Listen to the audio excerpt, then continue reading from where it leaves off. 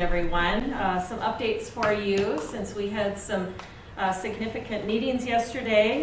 We went before the City Council with an updated data model as well as information about case counts and where we're at. We are experiencing right now what is positive information in terms of our 14-day trajectory of our case counts.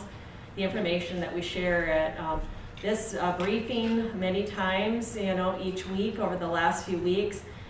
Is information that we also shared with the council, and that is that we're on a 14-day decreasing trajectory of our cases of COVID in Sioux Falls and the Sioux Falls area.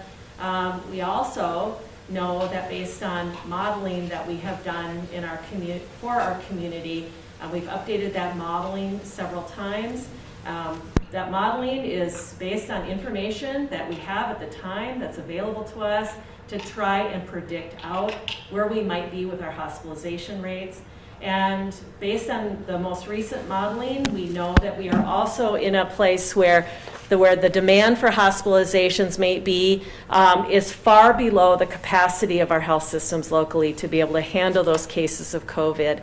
And so that's good news, and as a result of that, it was recommended to repeal the no mingling ordinance or the most recent ordinance that was in place setting regulation for our community.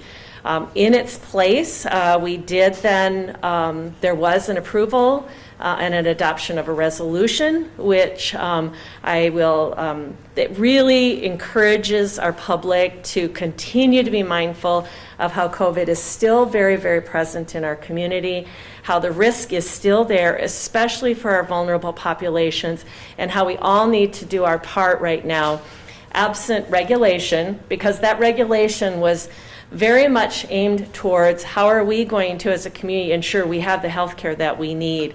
And so policy of the City Council was really necessary for a period of time. Now that we know we have capacity for all of us, if we should get sick with COVID, which I hope we don't, I wouldn't want anybody to become sick and need to be hospitalized with COVID. But if we do, we have, the hospitals are ready to care for us and have the capacity to do so. On the side of public health, and what we all need to do as a community, is what was formed in that resolution, or what became the body of that resolution. And it really encourages us to continue to use really good respiratory hygiene, to cover your coughs and sneezes, to adhere to social distancing at least 6 feet apart. It's really encouraging all of us to wear our cloth face coverings whenever possible. When you're out in public, you're out of your home and you're out in public and you're around other people, to please consider wearing a cloth face covering. Vulnerable populations is still that group of people in our community are vulnerable populations, people over age 65 or folks in our community that have underlying health conditions and could be really at much more high risk of getting very sick if they contract COVID. Those are individuals we want to continue to be really paying attention to their social distancing, to making sure that they are taking actions to reduce their risk of COVID. We also are encouraging through that resolution what we've been saying all along, and that is, if you are sick, stay home.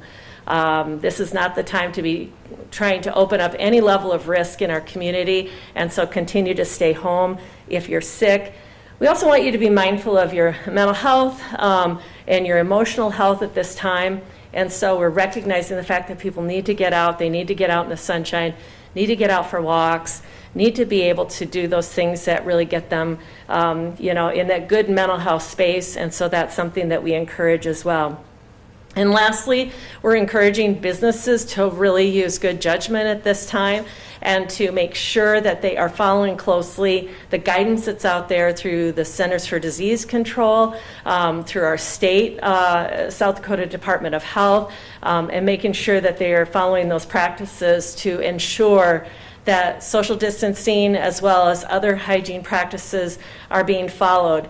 It's really important for them right now to make sure their staff are safe and their staff are well protected, as well as protecting their patrons. And so those are encouraged guidance that they need to be following right now.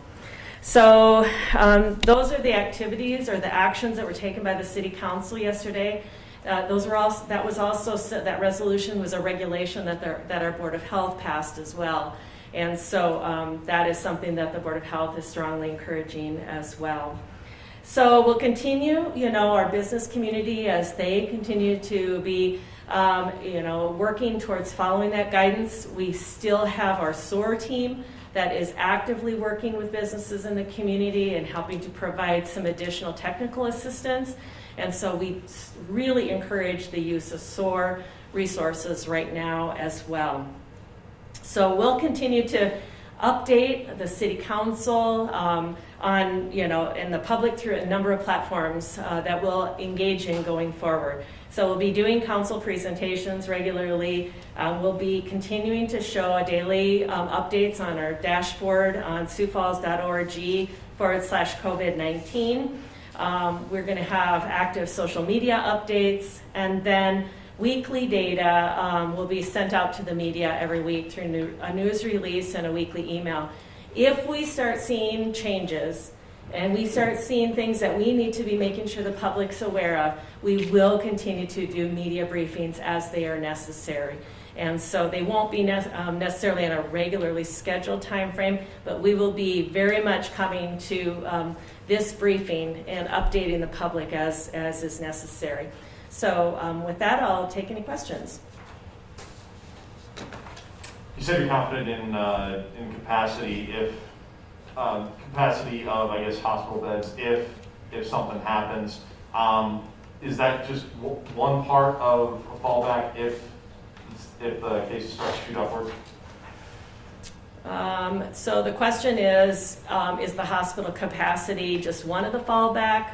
Overall fallback plan, just in case the numbers start to spike. Well, certainly that, I've been talking about this in two different perspectives to answer your question about what I think was your question. First off, there's that policy side, and that's what the City Council was really charged with, and that's in their domain, if you will, is setting that policy for the city. And that was really based on making sure we have that capacity to be able to have people be served if they get sick and need to be hospitalized with COVID. So that was that on that policy side. And public policy. And then there's on the public health side, and that's all the other measures that we'll continue to be doing. We have to educate the public. We want to make sure that people are aware of what's happening in our community and what they can do to protect themselves, and make sure that we're providing the technical assistance through avenues like SOAR, and make sure that we are monitoring daily where we're at with this, and working closely with our partners to make sure that we're mitigating the spread as much as possible in our community.